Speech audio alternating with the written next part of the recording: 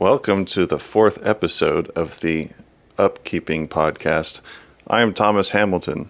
And I'm Angelica, and this podcast currently has 57 subscribers, so go subscribe. Wow, that was a first, and you only guys had to do it once. And Professionals over here. Yeah. I mean, Comments on it? Great job, Thomas. So we I only think have I've got a radio voice, huh? Yeah. Me? know him. Oh, yeah. That's right. Don't try so hard. So we only have two mics. So we are at the King's Mansion right now. It's not a mansion. It's not a mansion. It's a house.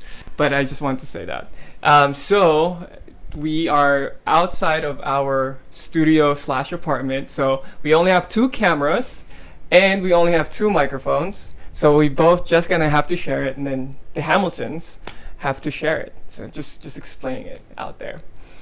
So welcome. We just want to say welcome, and thank you for agreeing to be here. By the way, if you have a comment, or you guys have a comment, make sure you just tap on the shoulder of your husband's. It's like, hey, I have something to So say. you can get the microphone, right? Yeah, exactly. Or else we're gonna start hogging this. We're just observers. You're just observers. Yeah. That's you guys are bringing in And for low-key judging you guys. Yeah, we need like eye rolling in stereo. That's you true. know. That's so it's more interesting that way. Okay. So thank you guys again for coming, and of course, just like our previous podcast, we have our Asian drinks. We have our boba. Cheers. Yay, Here we caffeine. go. All right. Cheers. Cheers. Cheers. Cheers. Cheers. Cheers. So, obviously, we are not making any money on the podcast yet, but in the future, once we start making money, then this is going to be tax deductible. And I will be charging royalties. Good thing this episode is not going to make any money until we actually make.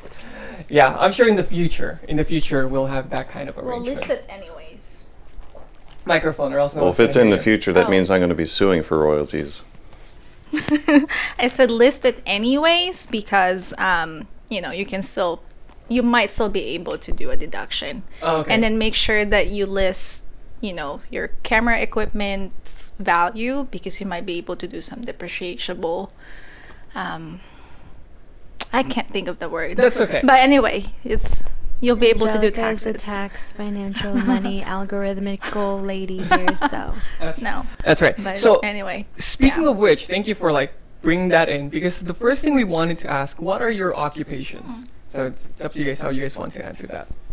Okay, I am an aerospace engineer.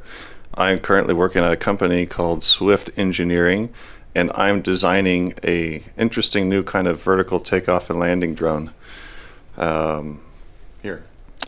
I am currently a business analyst, but I actually started as an accountant. I work for one of the biggest real estate company in Orange County, but we're doing a merger, so who knows what will happen.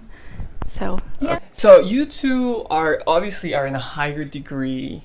We both have higher degrees, right? At least a bachelor's, and then Thomas, you have Yeah, I have a Master's of Science, Master's of Aerospace Engineering, Right. Georgia Tech. Georgia Tech. Yeah, currently working on my PhD. Currently working your Yeah. PhD. So you're gonna be a doctor, spaceman. I don't know what they're Rocket Doctor. rocket doctor.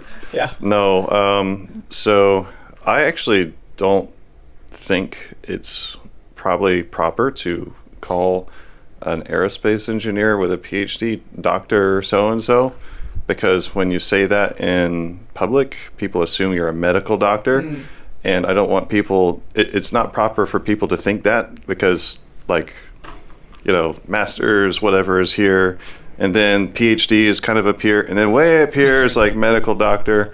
And that's kind of like stolen valor, in my opinion, because you guys have to go through 8 years of school and unravel the enigmas of the biological universe before you can get your degree. So Yeah. Well, it's just my opinion. Some people still insist on it, on the title. So from my work, I've worked with a lot of people who have PhDs, but we go by first name basis.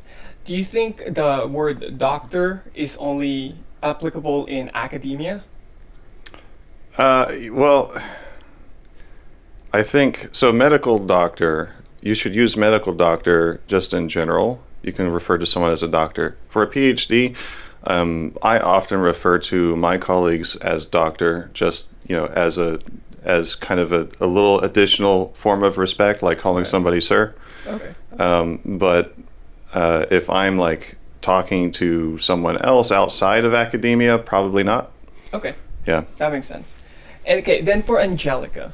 Okay, so you said you were a CPA accountant, No. I should say. I'm sorry. Yeah. Can you clarify that? No, so I'm not a CPA. I did not take my board examination because I don't like test taking, but I worked for a CPA company while I was at school, so I had that experience. So I was actually a bookkeeper in the healthcare department, and then it became the restaurant department. So I was actually, one of my books was one of the biggest restaurant here in Orange County. Is that McDonald's? No, it's not. It's not McDonald's. It's Ruby's Diner. Oh, okay. And then, but every tax season, I worked in the tax department helping them. So I was exposed to a lot of tax documents. And for me, even though it's stressful, for me, it's like the most enjoyable time. I know I'm a nerd. So yeah, so I'm not a CPA, but I'm an accountant. From the CPA firm, I went to a real estate firm. Started as an accounting assistant, and then kind of moved my way up from there to commercial accountant. So I was managing 3 commercial properties, 3 malls. I have a long list of careers in the same company, and then we were gonna get married.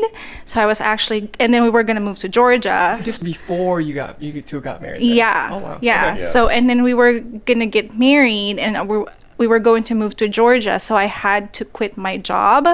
But before quitting my job, they offered me another position because the VP of accounting got promoted to asset management. So I was offered a position as an asset management analyst. Oh, wow.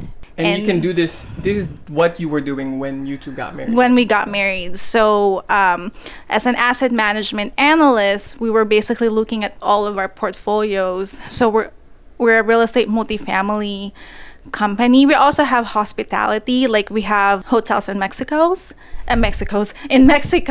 We have hotel in Mexico in 3 cities in Mexico. That's why I added an S on the Mexicos. But anyway, so that's what I did. But now that's not my role. Like I said, it kind of evolved because the people at my work kind of saw my analytical skills, and they said that I knew the business in and out. I'm not sure if I do, but they recognize it. And so from there, I was promoted to the business analyst position. Now that's my role, but they call it different. Okay. They call it like business technical analyst or whatever. But basically, I look at the overall business and see what process I can improve and automate. So you have a lot of skills then when it comes to that field, if you may. So you have how high was the degree that you have right now? Sure. So I have a bachelor's in business administration, concentration in accounting. I have some certifications here and there, and I'm working on a certificate for my master's. Okay. Yeah, in business analytics. Okay, so you're going for your master. So both of you are going for a higher degree then. So that is not done yet. So after that, is that the final? For me? Yeah, for you. No. So the reason I want to take that master's certification is so I can earn more money. So for people with the same experience and field like me, we can make 6 figures and above, and mid 6 figures. And so I want to $500,000. Well, no. Like halfway to 7. Like if I probably have about 8 more years under my belt, I'll make twice as he's making. Oh wow, okay. Yeah, but I don't want that lifestyle. But I'm trying to get that certificate so that we can save money because we want to buy a house, adopt, and all that things. Okay. But ultimately, I know I'm saying a lot, but ultimately, we want to save money so that I can go back to law school and pay in cash. Okay. Yeah. Pay law school in cash. Yeah. That's pretty good. Yeah. That's really good. All right, so let's talk about So you guys mentioned once you got married, you guys moved to Georgia, right? How was that transition for you two? So First of all, what was the reason why you guys had to move to Georgia? well, I was just starting my master's degree at Georgia Tech, so had to be there to attend class, etc. When we first moved to Georgia, it's kind of like both a blessing and a curse.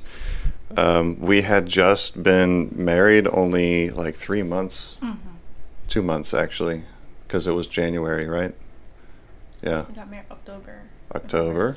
Yeah, 2.5 months. Yeah, something like that. Not long. So we're just starting to get used to each other, and going to Georgia, there's no one in Georgia that we know already. So we kind of had to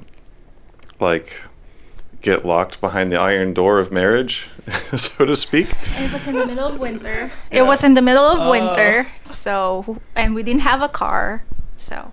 And we had to work it out. So, as we say, the bedrock of a good marriage is commitment. And there's no greater commitment than moving far away from everyone you know and relying on nobody but each other. Yeah.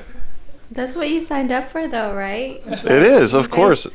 I say it's both a curse and a blessing because that really kind of set the foundation tone of our marriage. Like there wasn't even an opportunity for outside influences to come and disrupt that process. And I'm not saying that there definitely would have been, but there could have been. You know what I mean? Far away from in-laws, far away from family, far away from siblings and friends, we have to figure out every problem. So you're saying it's a curse because you guys might have experienced homesickness or missing siblings and stuff. especially in the wintertime. Angelica's having health issues.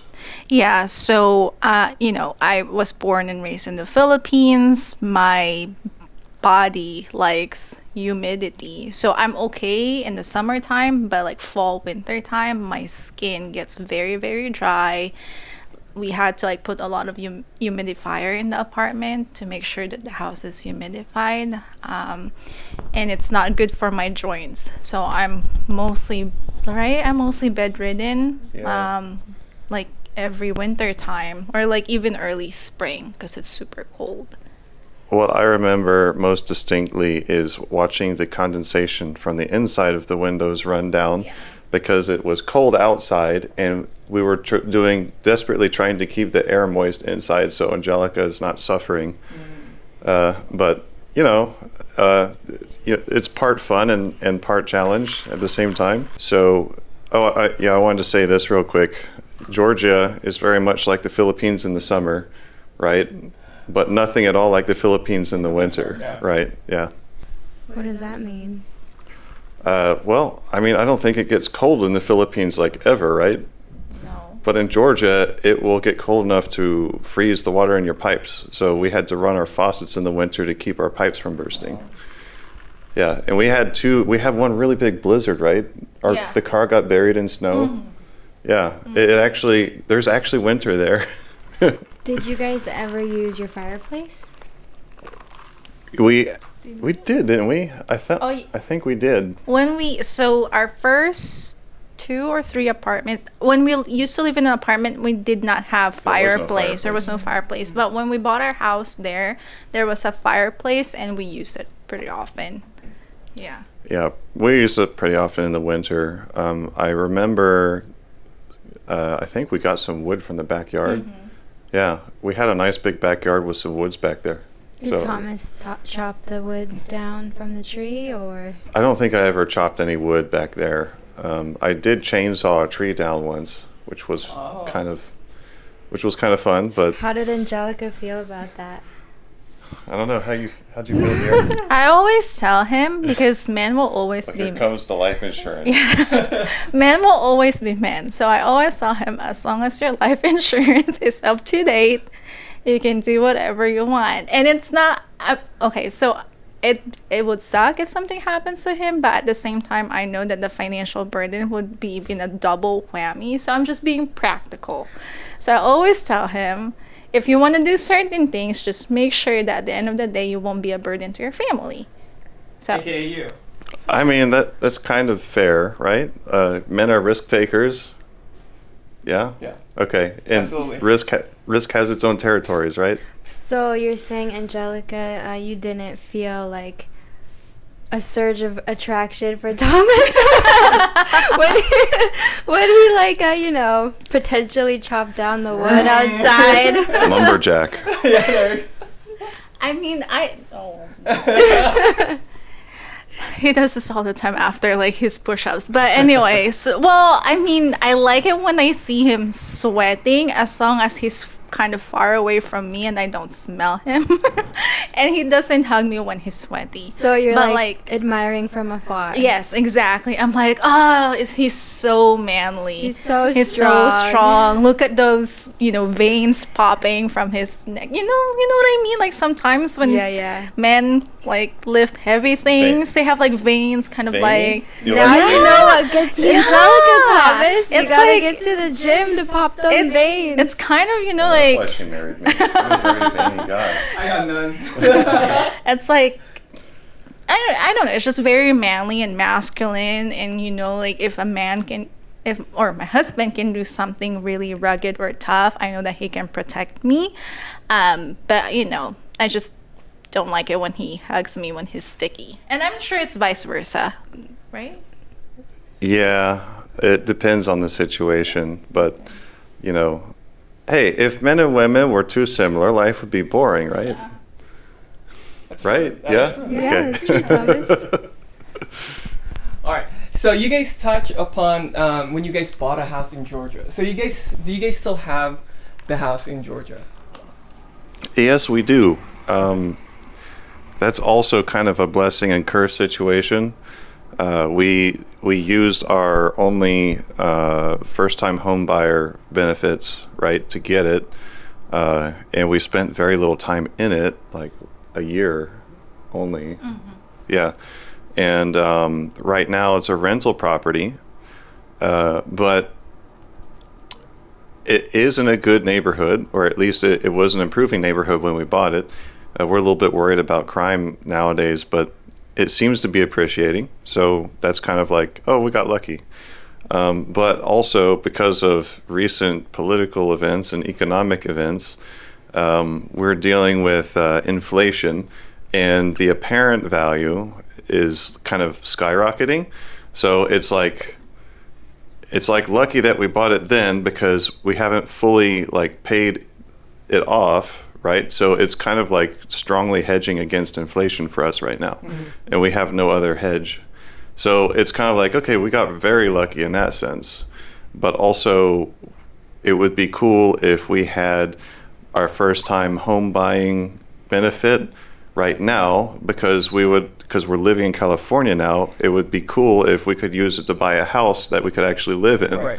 So it's challenging, but on the whole, I feel fortunate about it, because of, I think that the benefits outweigh the problems at this point.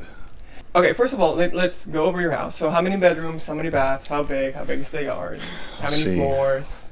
Two regular bedrooms, a master, and a bonus. No, there's 3 bedrooms. 3 regular bedrooms?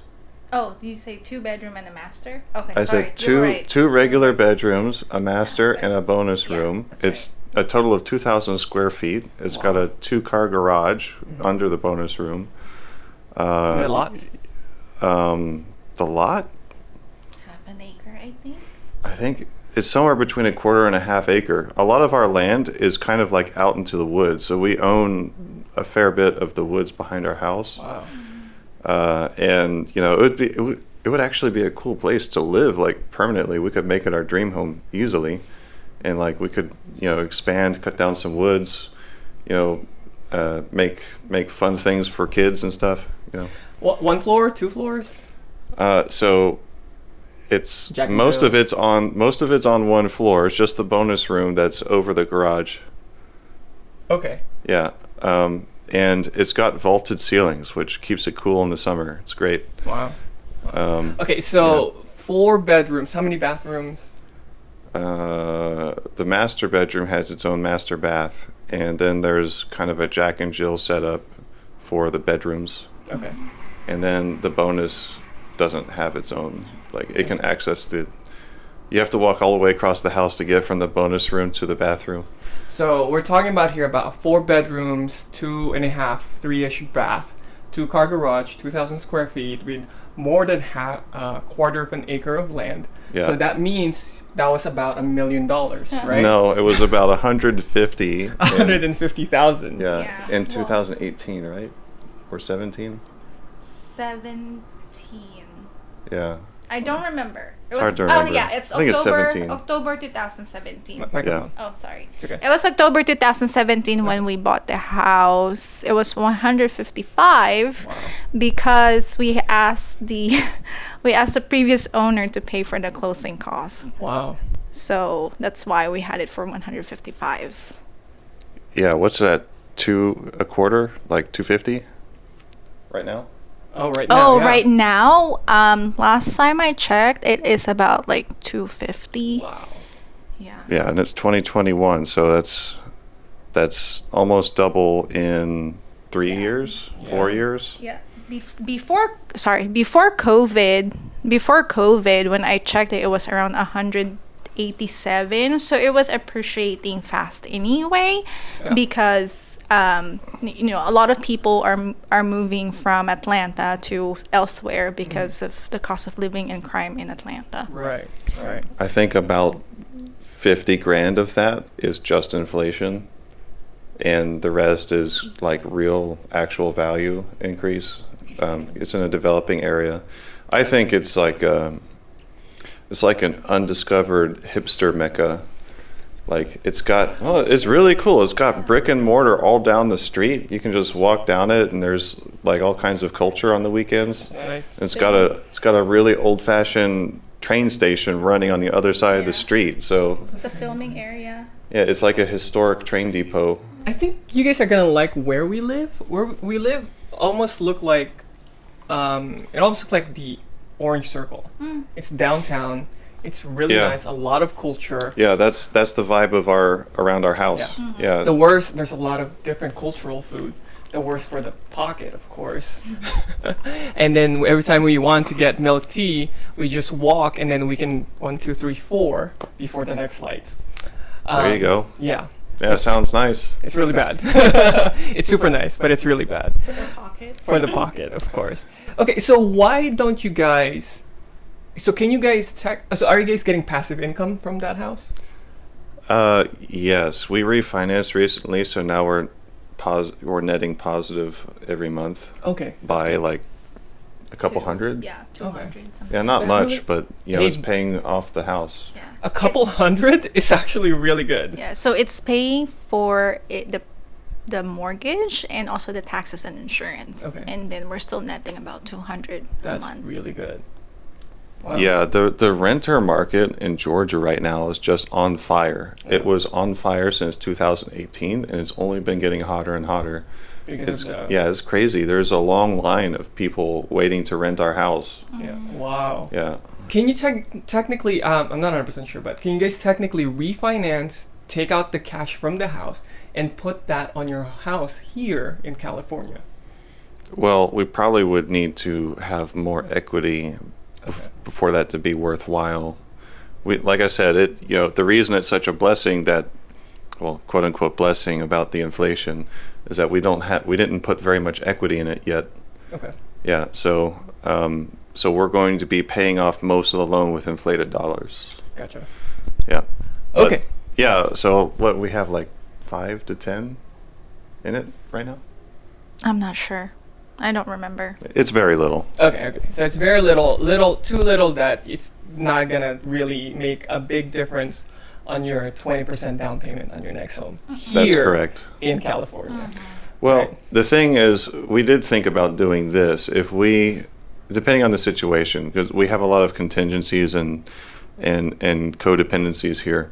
But one thing we could do is just outright sell the house and take all the money and use it as a down payment and then some for a house over here. But we're not ready to let that house go yet because it's helping us hedge inflation so well right now. Yeah, and I think you guys can actually make that a forever rental even, because just by keeping it, number one, you guys are getting passive income from it, and then you're getting the appreciation from that home. So even if you retire, you can even pass it on to your kids, even if I mean, as long as the government doesn't try to confiscate it at a certain point, who knows how crazy it's going to get. That's true. Yeah. Before we turned on the camera, there was a little bit of conversation of when you two were just before you guys got married, your first date, etc. So, do you guys want to tell us your experiences before getting married? Is it time to get nostalgic, honey? So the first date, so our first date was at Disneyland. Let's see. Come on, Thomas, don't make it boring. We're at the good stuff now. Well, I think probably Angelica will do a better job. I mean, let's see. It was an unintended date, actually, because we were with friends. We were with like Aaron Sundstrom, Denise, I think Jackie too, and other people from church back then. And I picked him up from work. Actually, it was from my house. Okay. Yeah. And then we went to Disneyland because at that time Denise worked at Disneyland. Oh, Disneyland. Either she or her sister. So we got free passes. Hold on a second. I had asked permission by that point, right? Yes. Yeah. So it's kind of like open that everybody knows that we're courting. Yeah. And it's supposed to be like heavily chaperoned because everyone in our age group is there. Yeah. Right. But then what happened? So when we arrived there, met everybody, and then everybody disappeared. So I was stuck with him. I can't remember. I don't remember every single detail, but I remember getting food with him, and we shared an ice cream in the shape of Mickey Mouse, right? Was it an ice cream or was it a sundae? I can't remember. I believe it was a sundae. So it was in a cup and it had Mickey Mouse on top. Right. Yeah, we stayed in a public place the whole time, but there weren't any church witnesses. Let's put it that way. What other food did you guys eat, and what rides did you guys go on? I don't remember getting on rides. I don't like rides. That's why I don't remember if we went into rides. I remember specifically going on the Jungle Cruise. I don't remember. I remember this because we were next to the exit and there was no rail behind you, so I put my arm across the gap. And I'm like, this is definitely why I remember that ride. I have no memories of that. All I can remember is the Mickey Mouse chocolate in that ice cream. That's the part I don't really remember too well. You see, the men and women are different, and that makes life interesting, right? We remember different things. And I remember being upset a little bit, not to him, well, to him too, because we almost died going to Disney, because I asked him if he can drive the car because I have poor vision. And it was like getting really late, so I asked him if he could drive the car, and we almost missed our exit and almost got into a car crash. Regardless, I did not get upset because of that. It's because like we made sure that we had chaperones. Oh. All right. Oh, sorry about that. Yet again, another technical difficulty. What were we just doing? Your first date, Disneyland. Oh yeah. So I was sharing that I felt a little bit upset, not because we almost got into a car crash, but because our friends abandoned us. Like they dispersed, and I'm like, where is everybody?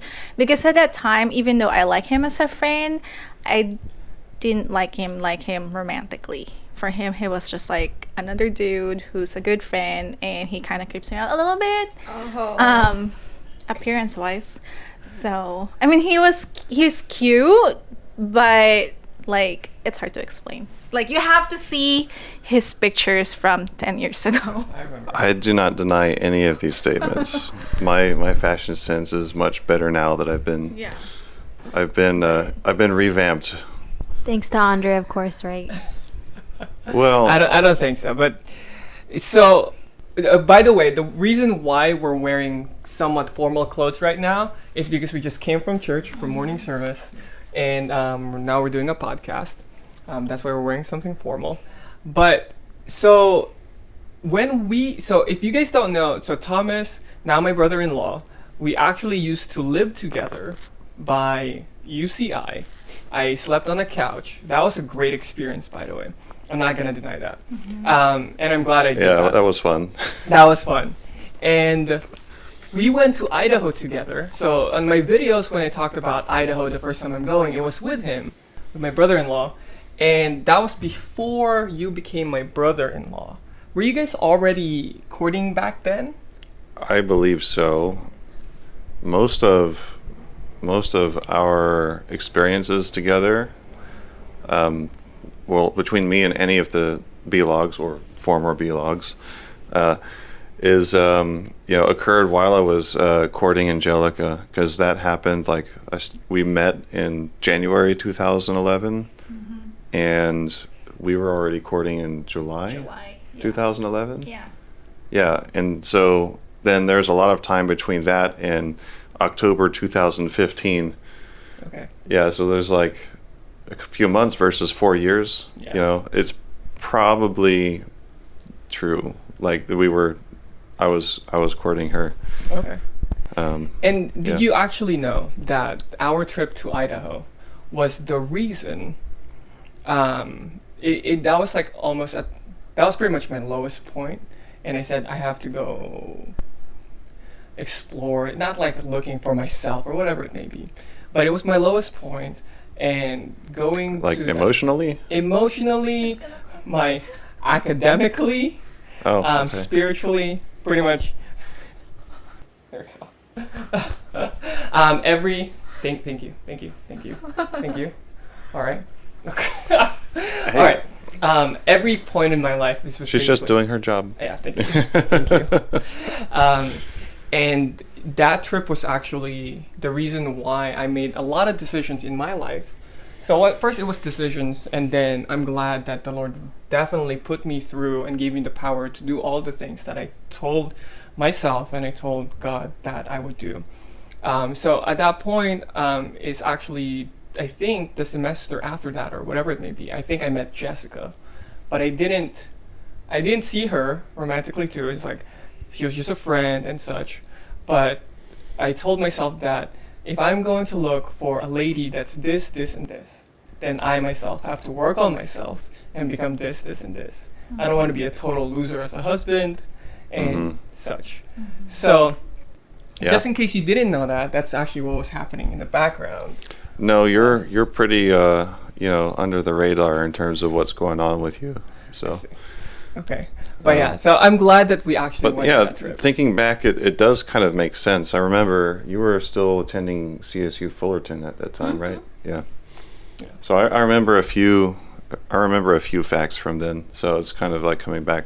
So yeah, we went to Idaho, and it was like, if I'm not mistaken, it was like a ministry leadership seminar type of thing, right? It's like and a college and career age group. Oh, okay. Maybe I'm getting it confused with another one. You're getting it confused probably when we went to Lancaster. Yeah. We went to Lancaster. We also went to Lancaster for together, right? Yeah, that's true. In my 30-year-old car. That's right. Yeah. Yeah. 1991 Prelude, same vintage as my lovely wife. You just call your car ancient, therefore calling me ancient too. Oops. Just Well, just so everybody knows, I'm 33, so that makes me super ancient, right? And for those who are watching, obviously having a higher degree doesn't mean you are the whole package. Okay, so you have your own weaknesses, you have your own strengths, but that's pretty obvious. I stick my foot in my mouth pretty regularly, so let's just establish that right now. Yeah, 30 years old is ancient for a car, but it is young and fresh for a person, right? Especially a lady, especially a lady of this caliber. So yeah. You're forgiven. Yeah. So yeah, we took my 1991 Prelude up over the mountains to Lancaster for a ministry leadership conference of some kind. You were doing the song ministry stuff, right? Yeah. I forgot what I was doing, but also Idaho. Now I remember was it was like a young men's retreat. Yeah. Right. Yeah. We went to the lake up there and we jet skied and everything. That's right. Yeah. We jumped off a cliff. Yeah, Yes. that was fun. That's pretty fun. Ever actually, jumped off of a 30-foot platform? Yeah. Yeah, even into water, that's kind of daunting. Yeah. I think it was during the summer, but unexpectedly the water is still pretty cold during the summer. So at least from what I remembered. Yeah, I think I agree. Yeah. So speaking of Did you guys straight jump, and then how were the fries? How are the fries?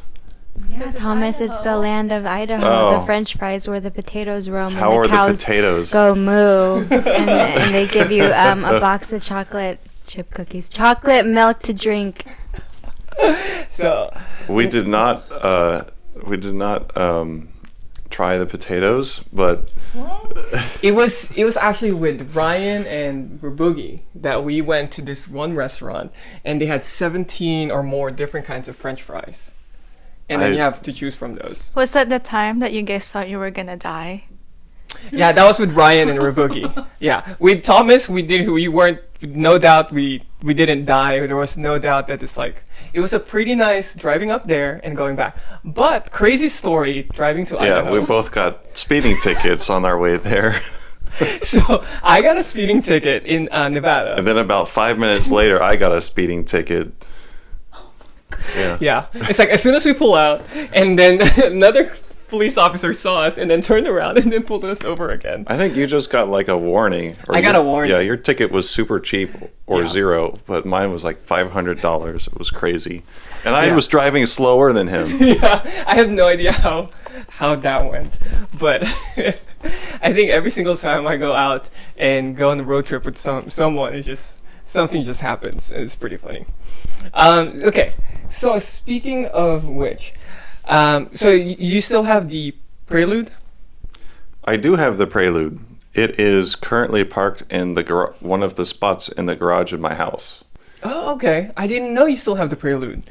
I do. Because you guys have been driving Angelica's car, and you bought that car brand new, right? No, that's not a was brand new used. car. No, it's a brand new to me car, yeah. but it's actually a used car. And I got pretty lucky with that one because when I went to the dealership, I already knew that I'm gonna buy a secondhand car, no question.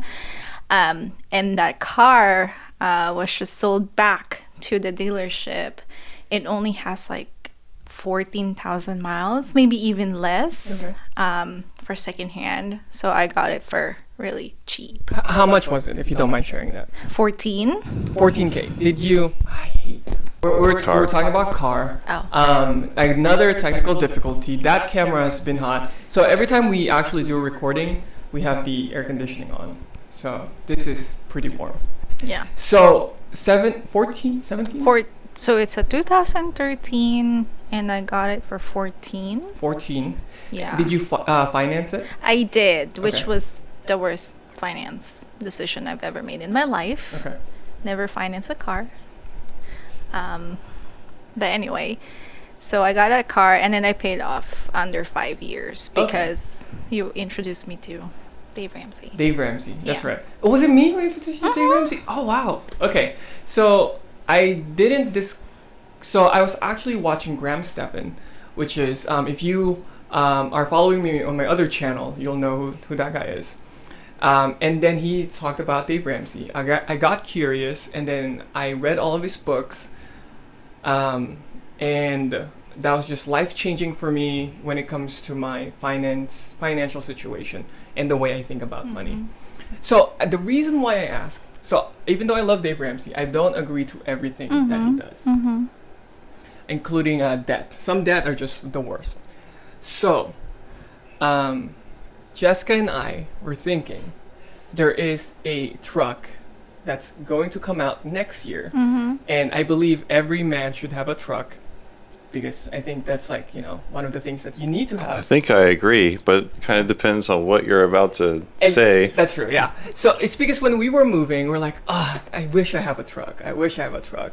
And then, since we moved to an apartment, that's not the final move for us. We are going to move again and again, I'm sure, until we settle down somehow. So Ford is going to come out with a Ford Maverick truck I saw that one. is less than $20,000, and you have the option to have a hybrid car that goes 40 miles per gallon. Yeah, I know what truck you're talking about. Yeah.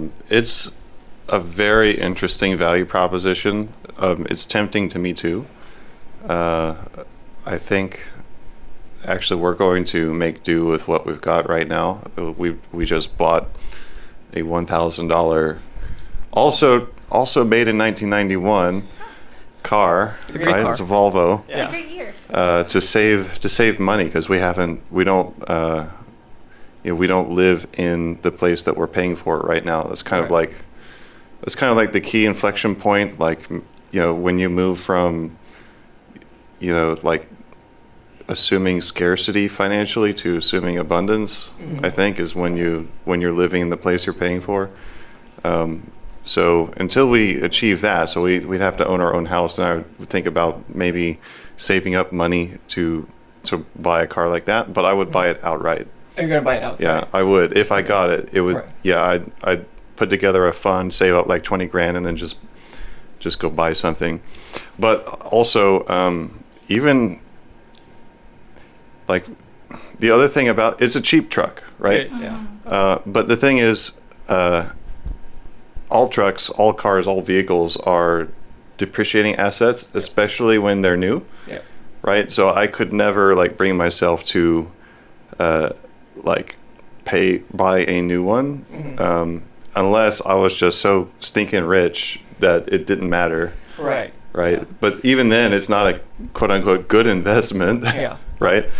So yeah, I don't know if your next question was like, do you think I should get that or not? But Okay. I would say no. Okay, well, let me give a little bit of background here. So, my car already has a check engine light. I drive a 2007 Honda Civic hybrid, so I get about 45 miles per gallon on that one, which is great. And then Jessica drives a 2012 Honda Civic, not hybrid. So for local, we drive Jessica's car, and then for long distance, we drive my car. But my car has a check engine light, and Yeah. it costs about $3,000 for it to go away.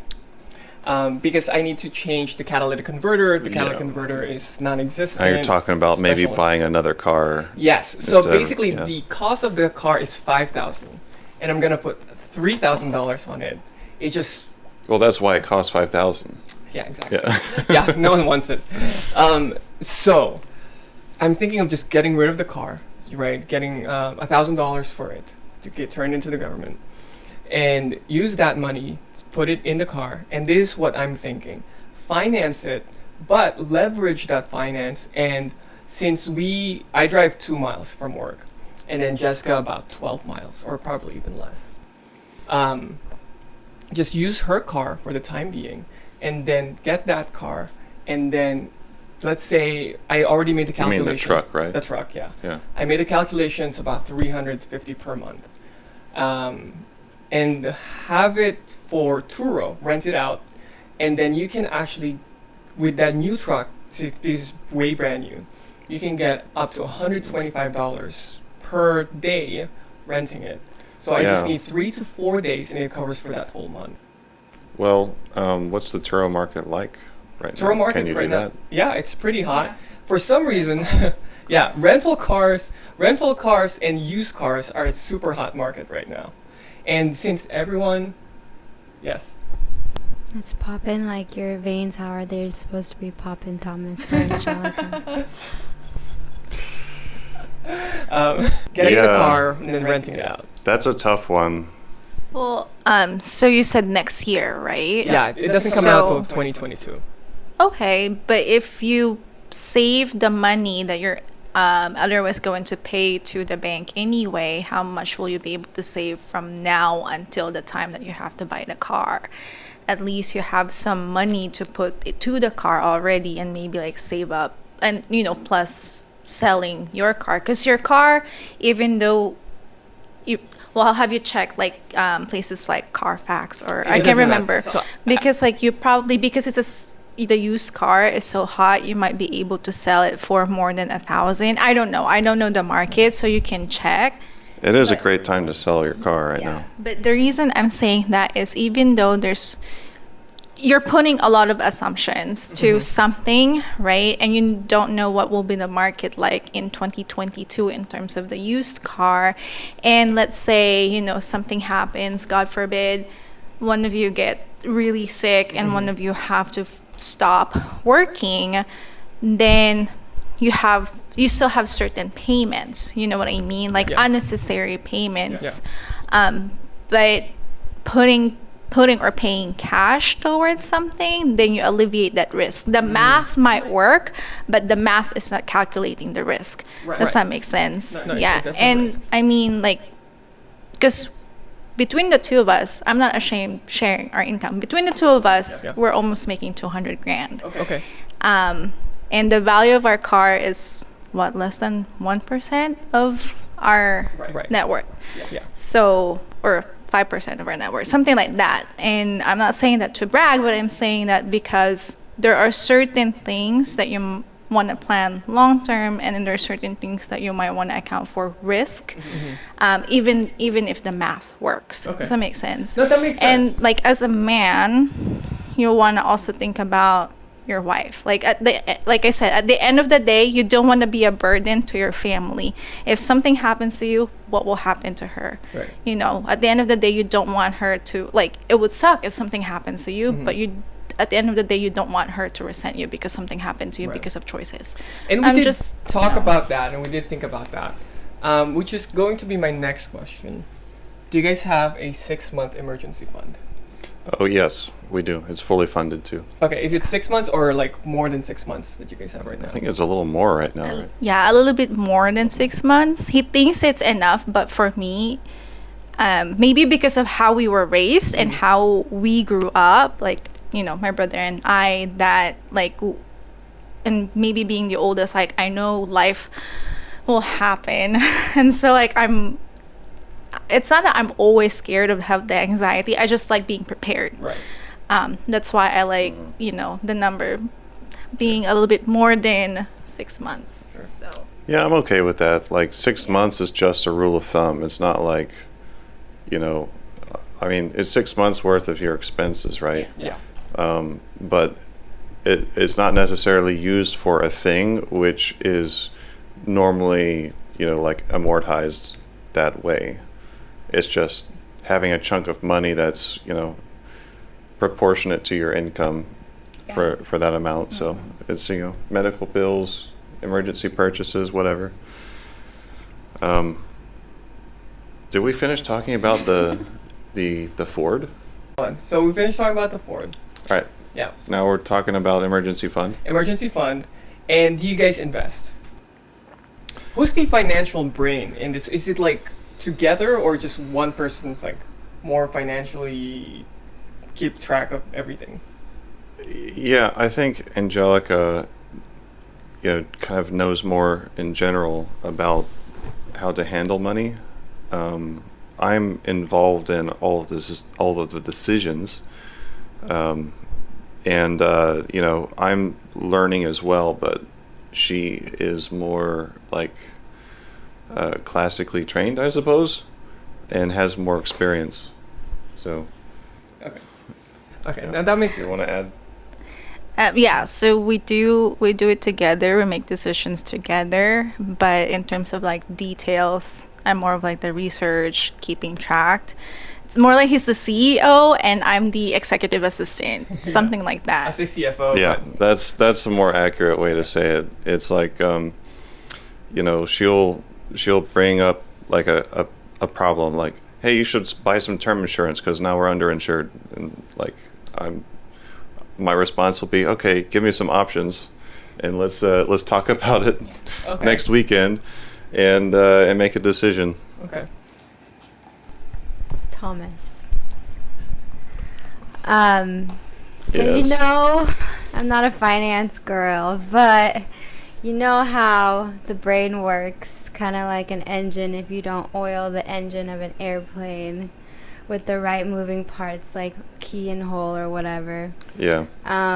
Your brain and our human brain, like, if you don't exercise it as you get older, it can age faster, obviously. Yeah. Like, I know some 80-year-olds that if you take, like, what is it called? Like an x-ray of their brain, MRI. an MRI, it can, if, let's say, you compare, like, an 83-year-old who does crossword puzzles, who does Sudoku, who does things that, like, stimulate your brain activity, other than animals.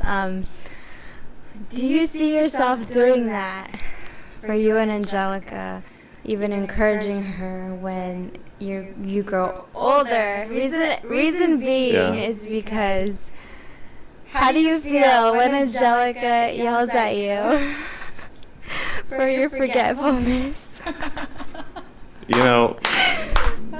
There are many forms of forgetfulness. My problem is not necessarily I have like some sort of mental deficiency, is that I'm thinking about something else like most of the time. So He's trying to be the next Einstein.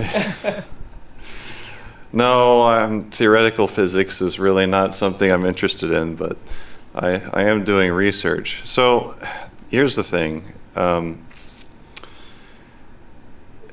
You got to sort of make time for thinking about certain things. And that is very difficult for me because I am sort of always out of time or never having enough time. I've got a church ministry, I've got to work full time, I've got to do my research. Those three things take up a lot, and then on top of that, I've got to be a good husband, and I've got to do research and like figure out our financial situation, and it's just a lot. And I'm always feeling pressure, especially by research, to make progress, right? So I've got kind of like a built-in mental tendency to always think about that. And if I'm always thinking about that, I'm not thinking about other things. So a lot of things get forgotten, although like they're still in my mind somewhere. I'm just not I'm just not bringing them to the forefront constantly. Whereas those things happen to be higher priorities for Angelica, so they're always coming to the forefront for her. And so she's constantly reminding me about things I need to do. And so it's a constant struggle. Yeah, and I think just how, I'm not sure if this is a man versus woman thing, but for me, I think it probably is. For But go me, ahead. for me personally, I'm so used to having a checklist in my brain and then recalling them. I'm also forgetful. That's why I write things down. But I think the main difference is more patient. I'm not. So like when I forget things, he's more forgiving. When he forget things, I'm like, why'd you forget that? Like I've said that 400,000 times,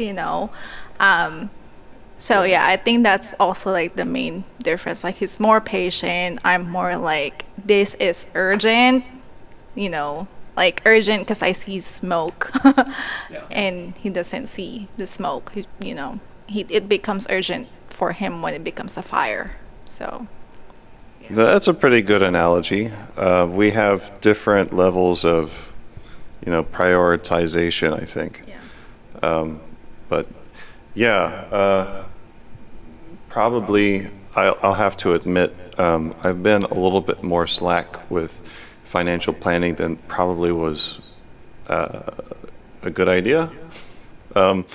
So we're kind of like trying to catch up in some ways, and Angelica has kind of helped me understand and do those things as well.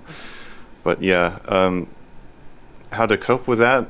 I'm still trying to figure it out. It's like, honestly, there's some psychological kind of puzzling to do to figure out how we can always devote sufficient amounts of time to all the things that we need to do, you know. So, like, you know how there's the saying where you should never go to bed angry at each other? Maybe Is that Ephesians chapter 4, I think? Sure. Maybe you guys can, like run it through Angelica and vice versa about, hey, so what's the plan for, the next 2 days or 3 days? Because I know from a guy's perspective, they're not like us where some women plan for like months ahead or weeks. But like if, maybe just like Blue's Clues or whatever, take out your notebook. Yeah, so here's the hard thing with that. It kind of ties into that other stuff I was just mentioning, because I recognize that planning is very important, right? Even if you know the plan is not going to last 5 minutes, just performing the act of planning makes you more prepared to deal with the situation or the subject, right? The problem is I am, always like behind the 8 ball, just mentally. I'm just like thinking, it's almost like you're in school and you've got a final exam always on the horizon and you haven't studied enough for it. Like that's constantly how my brain feels. And so like if Angelica comes up to me and she's like, okay, let's plan out the next week, right? And it's like Monday, and my mind is like, okay, this is going to take at least 2 hours, and like, which it's not. Which is not. Yeah. Sometimes it does happen. I'm not advocating for a certain way of thinking right now, but I'm just telling you how it is for me, and so I'm always in the middle of doing something very complicated. So I've got this very detailed, complicated context built up in my mind that took me at least 3 hours to build, right? And if I am going to actually mentally participate in the act of planning something, I have to press the delete key on all of that. It just goes away. That's it. It's done. And then if I want to get back to it, it's going to be at least 3 hours before I can make progress again.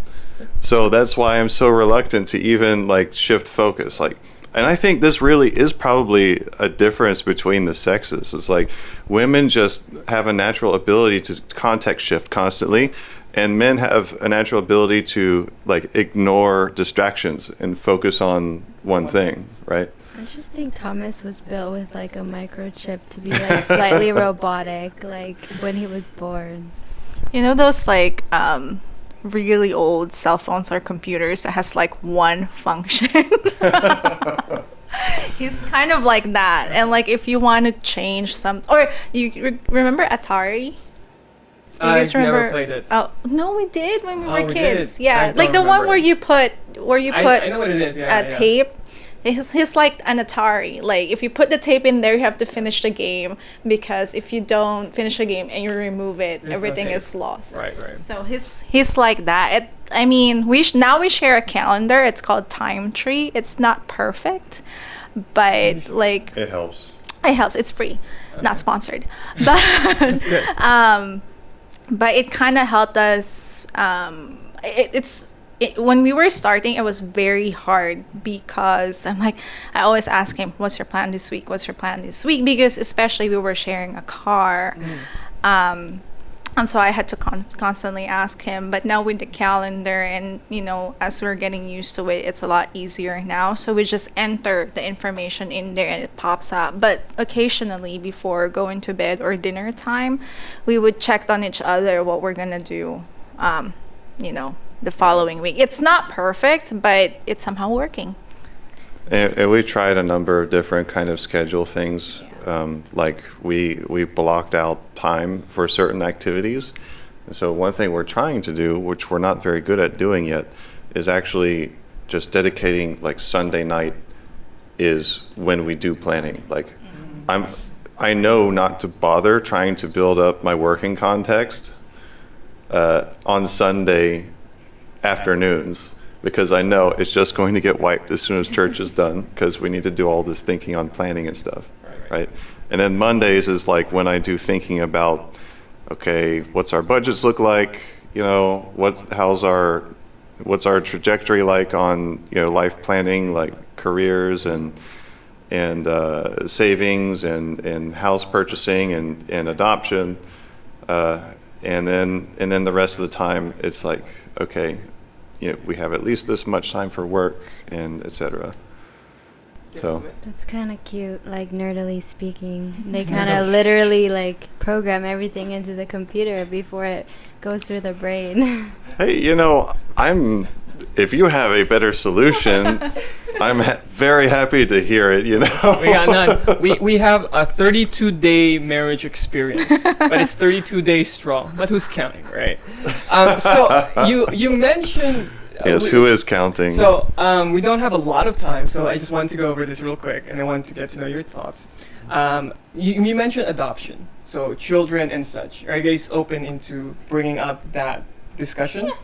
Okay, sure. so what are you planning on, children, or it sounds like adoption? So we can't have children naturally. We have only recently discovered that, in the beginning part of this year, basically. So we want to have kids. We want to adopt. And unfortunately, adoption is very, very difficult. If you want to go to an agency, that's probably the easiest way. And you're going to spend 20 grand to get on their list. Oh, just on their list? Yeah, on their waiting list. Okay. And it's not like, it's not like the very next person on the waiting list gets a child. It's like, here's the top 10 on the waiting list, and the biological parents, looks at these top 10 at their profiles and just picks that one. Wow. And it just completely depends on them at that point. Like, some will just pick number 1 because they don't care at all, and then others will spend months agonizing over which of these parents to give their child to.